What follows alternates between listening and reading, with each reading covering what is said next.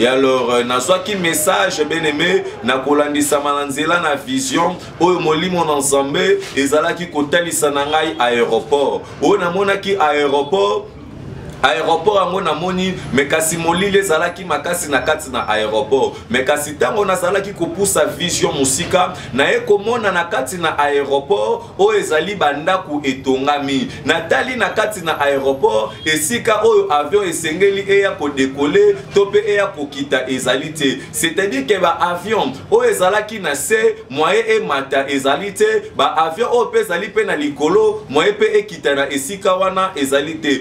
De la parole. Tango na poussa ki miso na nga liboso namoni avion yango bakomi Air France, namoni avion komata juste kaka tango nga nazokoma namoni na kati na vision avion pe ezali komata na bandi ko regretter ete na komi na retard mbala moko tango nazo regretter molimo na nzambe bandi koloba na nga mon fils ne regrette pas, tu n'es pas en retard, yo vol na yo ezali lobby. Oh bien-aimé dans le Seigneur na tondi sami mbala moko na tinga na kanisi ke na komi na retard. Alobi na ngai te, je te prédécé, na prédécé, c'est-à-dire que vol nao ezali lobby, ba oyo ba kei tika bango ba kende, mais moi je te prédécé, c'est-à-dire que na memio en avance, toi tu es là déjà en avant. Tango bato bando luka, ba koma na kati na aéroport, bele meyo moko réfléchir, ce n'est pas facile pour entrer à l'aéroport, surtout na aéroport na biso oya njili awa, okoza loza na visa na yo, wape na passeport na yo, mais ba soda ba compliqué on apporte moyen au kota ezalité.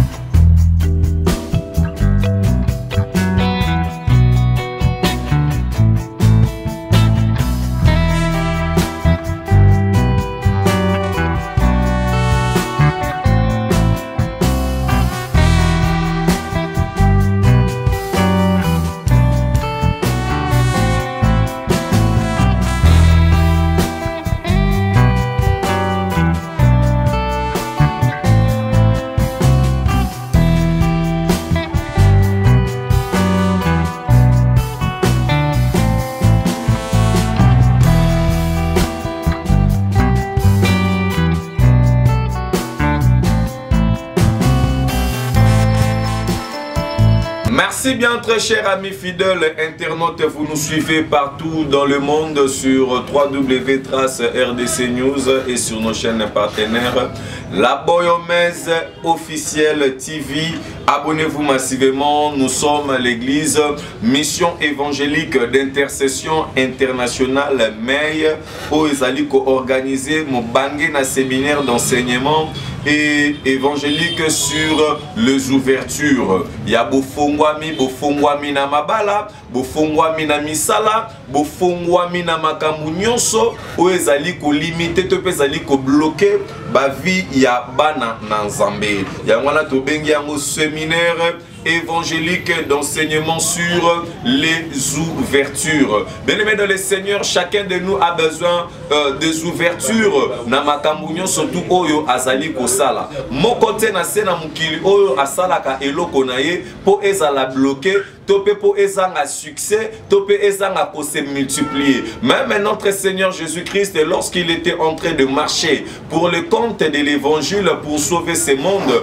yé aibaki na kotambola na objectif ya que mission na ye est réussir. Yango omoni lorsqu'il est arrivé à la croix, il a dit tout est accompli. Donc organise une séminaire évangélique d'enseignement sur les ouvertures. Bien aimés de le Seigneur, nous avons besoin des ouvertures dans tout ce que nous sommes en train de faire dans la vie. Vous avez votre société, vous avez toujours besoin que votre société est fondée. Mais depuis que vous avez fait votre société, votre entreprise, depuis que vous avez fait votre famille, depuis que vous avez décidé de faire votre propre chemin, depuis que vous avez avez décidé de commencer l'évangile, depuis que vous avez commencé, il n'y a pas d'ouverture, il y a quelque chose qui est toujours là en train de vous bloquer. Et alors, bien aimé dans le Seigneur, avec cette thème, le loi de semaille et de moisson. Mibeko ya kolona na kobuka. Mibeko ya kolona na kobuka. Vous savez, bien aimé dans le Seigneur, la Bible nous dit,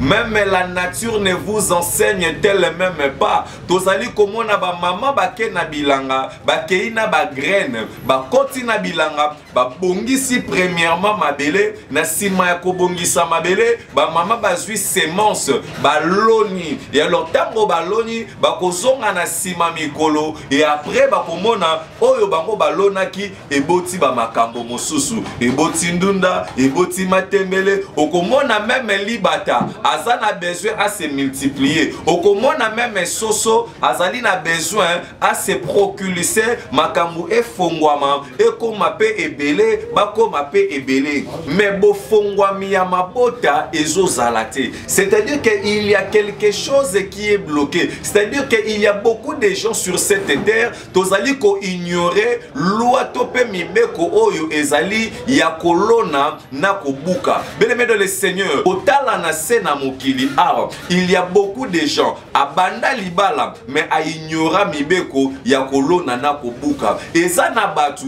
bien-aimé dans le Seigneur, aza mwana mobali azokende kosangisa nzoto nena mwana mwasi. Okomona bakobota puisque sema soyo ozotia na nzoto ndeko no mobali. Po ebota ni omoni ke ekobota te. Pourquoi? Parce que omikotisi na kati na hors sens, na kati na kobuka mibeko ya kolona na kobuka. Et bien-aimé dans le Seigneur, j'allais dire ceci, bien-aimé dans le Seigneur. La Bible nous dit dans le livre de Genèse chapitre 8 verset 22, désormais tant que seront les jours de la terre, le semail et la moisson. Bien-aimé, oyo ekotika laka kolongwa ata mukolo moko. C'est bien-aimé. On doit avoir cette habitude, on ne doit pas ignorer. Et plusieurs vies, yabatu ebele na sena mukili. Et baby, topezali gâché, ezali en difficulté. Parce que ils ont ignoré, ce n'est même pas makambo ba loi et via famille, ce n'est même pas makambo ya ba loi établie ou ba coutume ou ba malédiction. C'est parce que to ignoré mibeko ya kolona na kobuka. Ebele baloni mais ba négliger kobuka. Ebele pe baloni mabe ba keipe ba buki pe ya mabe. Mais c'est tout en loi. Bien-aimé dans le Seigneur, tu as besoin de quelque chose. Tu as besoin de Dieu. Tu as besoin d'avancer. Bien-aimé dans le Seigneur, kozanga te na séminaire oyo et kobanda le 23 au 30 juin. Au appel l'évangéliste René Abiri sera là avec deux invités au tokozala na bango na esika wana po na koyeba kote ya liloba na Nzambe. Tozwami na ville de Kinshasa na avenue Patou numéro 7. Référence arrêt pharmacie. Alors tozonga na régie ba opesa biso élément. Il y a transition, il y a spot, il y a publicité, tout ça là qui pour une mission évangélique d'intercession internationale. Et après Tokozonga, Nathalie Sanabiso, message aux Zambé à Pessingaï.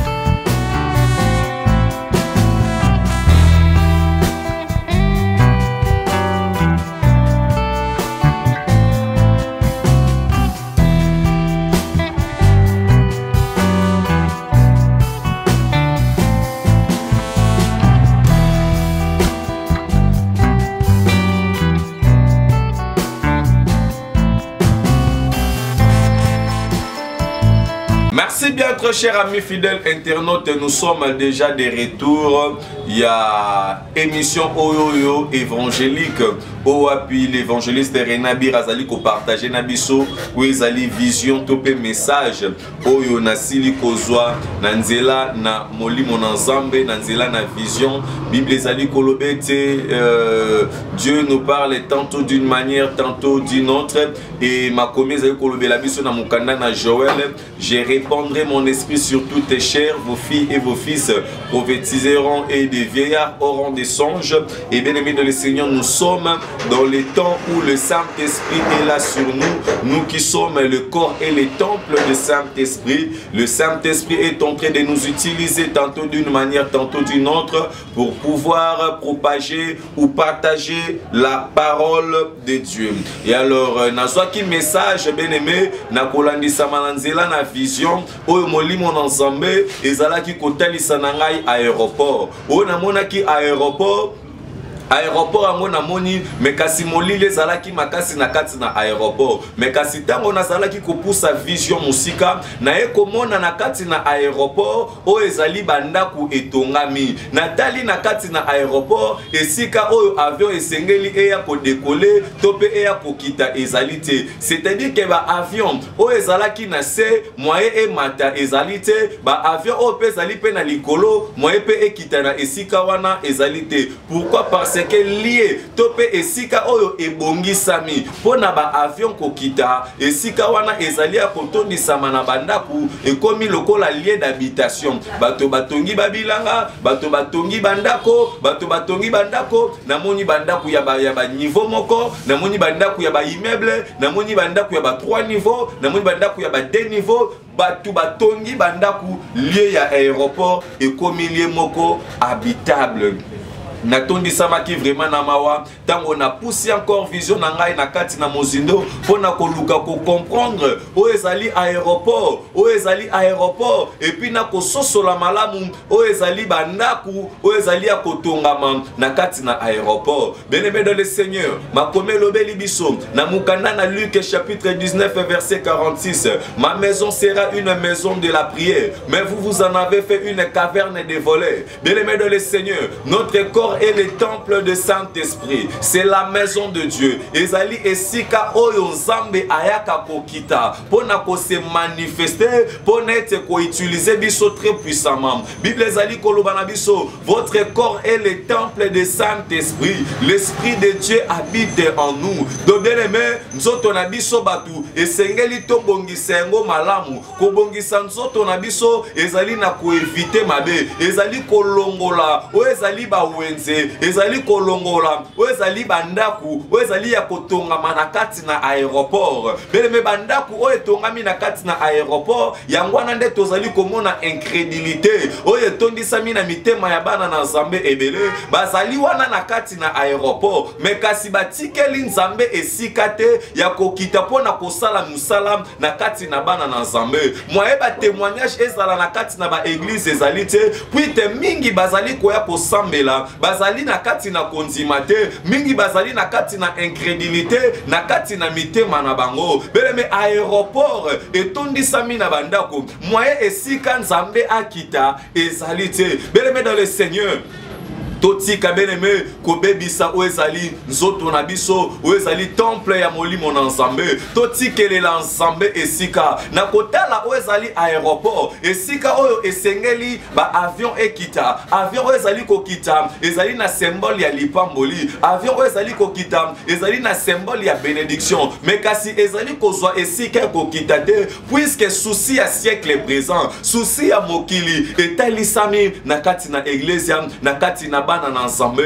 Aéroport etondisami mitema na biso nde aéroport o etondisami na ba souci ya ba siècle présent na ba souci ya mabala. La Bible nous dit Nyoso tozali koluka na sena mokili oyo ekopesa melabiso lokola matabisi, mais cherchez premièrement le royaume de Dieu. Bien-aimé dans le Seigneur, nenge tomonaka aéroport ya njili soki bato batongi bandako na esika wana, bien-aimé aéroport ekufi, aéroport ekufi. Combien de fois toboma ba aéroport, bien-aimé totondi sami na ba promesse ebele, ba prophétie ebele likolo na biso, mais kasi piste oyo ba promesse wana sengele ya kokokisama ezalite biso moko bana na Nzambe tozali komi pesa retard na kokokisama liloba na Nzambe likolo na biso, puisque biso moko tobongisi esika te, esika oyo Nzamba koya kofanda, esika oyo lipamboli ekoya. Est-ce que si déjà obongisi aéroport, est-ce que si déjà obongisi vi na yo ozo senga na Nzamba pesa yo bana, mais kasi vi akala otika te, kindumba na notika te, masanga na notika te, impudicité na notika te, lokute na notika te, nyoso wana efandi kaka na kati ya aéroport. Maintenant oza koluka avion ya mariage ekita, oza koluka avion ya promotion ekita, ozali koluka avion ya lipambole ekita, eko atterrir na place nini, eko kitela na place nini. Bien-aimé dans le Seigneur, yango omoni batebele lipamboli soki se forcer ekita, eko kita, mais eko sala ba dégâts. Yo moko raisonner malam tango avion ekoyaki na zigida, puisque avion ekitaki na esika oyo esengela ke kitate, combien de morts ekozaki. Yango moni batebele bana na Nzambe apambolami lipamboli mimi na liwa. Pourquoi? Parce que aéroport esika esilaki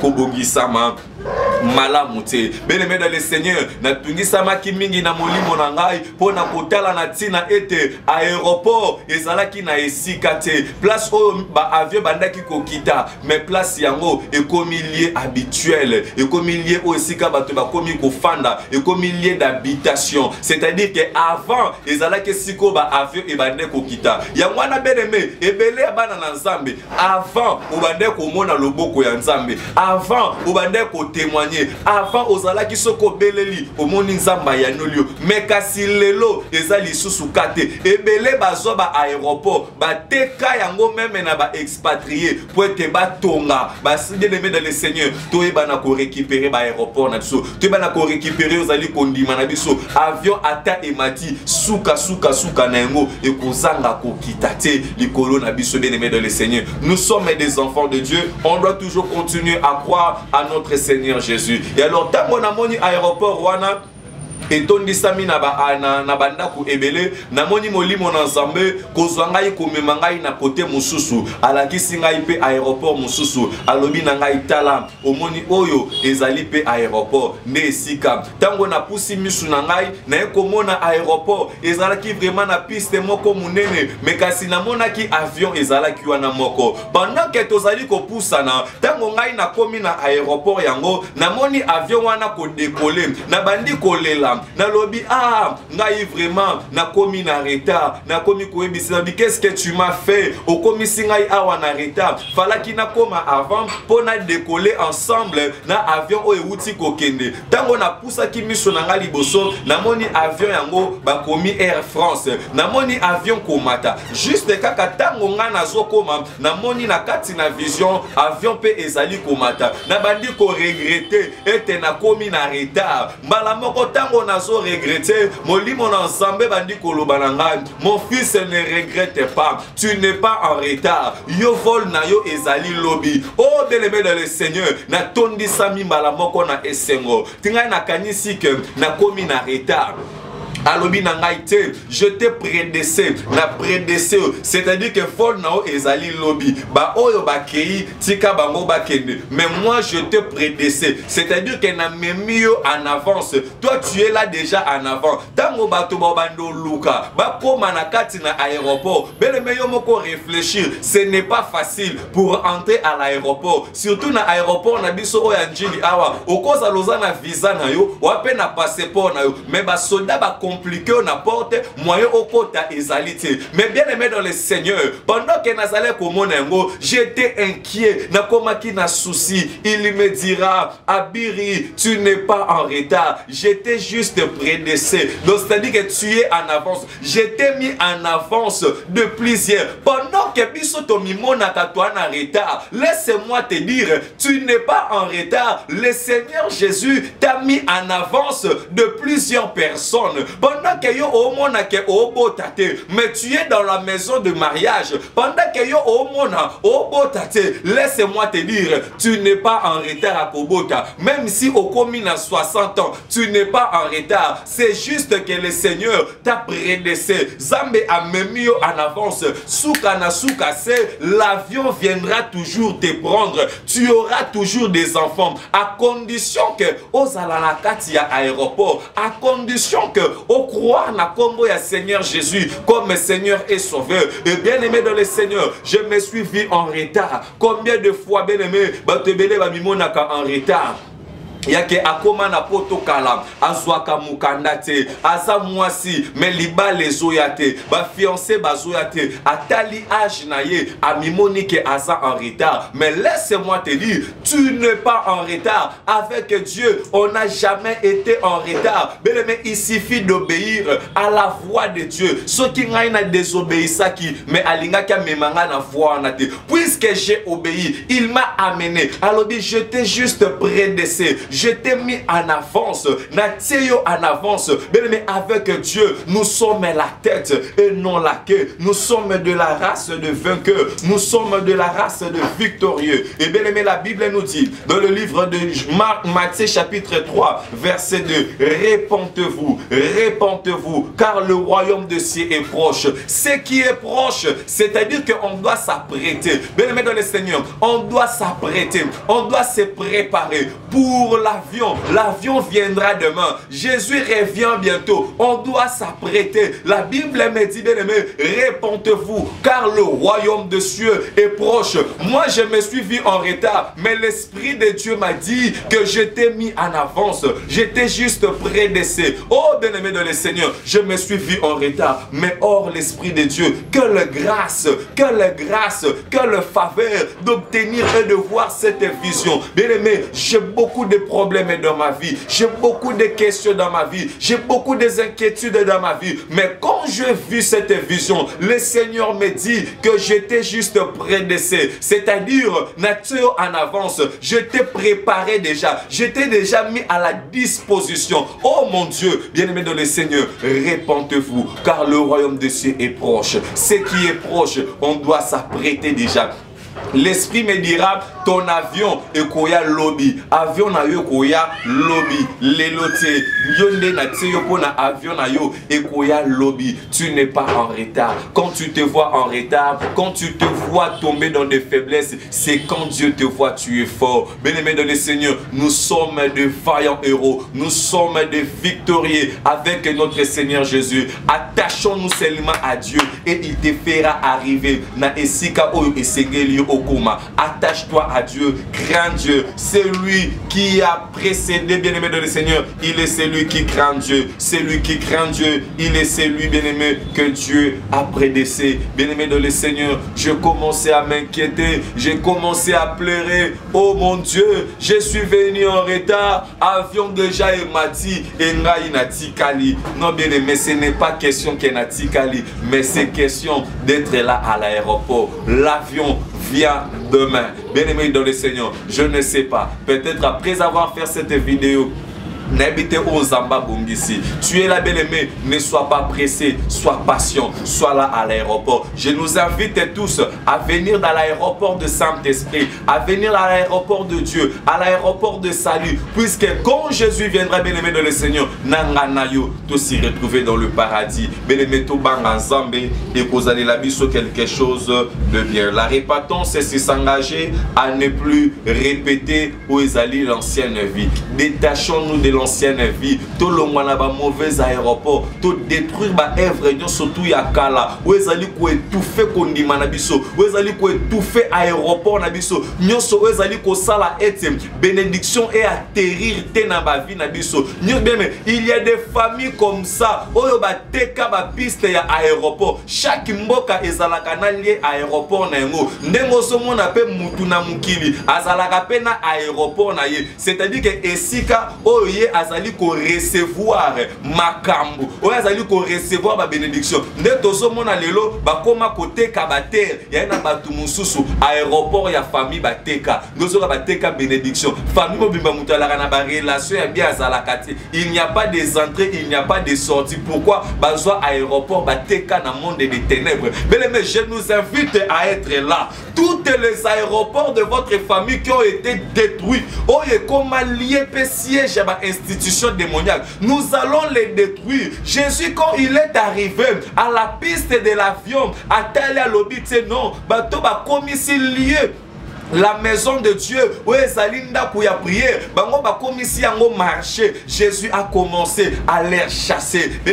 puisque c'est l'aéroport, c'est là où Dieu vient, c'est là où Dieu vient au rendez-vous. Notre corps est le temple de Saint-Esprit, c'est là où Dieu descend, c'est là où Dieu vient. Bien-aimé dans le Seigneur, ba aéroport et belé na ba vie na biso, ezala qui détruit. Revenons à Dieu, bien-aimé, to détruire ba mauvais aéroport, puisque nous avons besoin des ouvertures. Nous avons besoin des choses nouvelles. Makamba Sika Eya, la loi, le loi des sémailles et de moissons. Venez, ne manquez pas, c'était l'évangéliste René Abiri qui nous appelle. Ne manquez pas le 23 au 30 juin, avenue Patou numéro 7 dans la ville de Kinshasa. Le Seigneur ne manquera pas de nous bénir. Merci.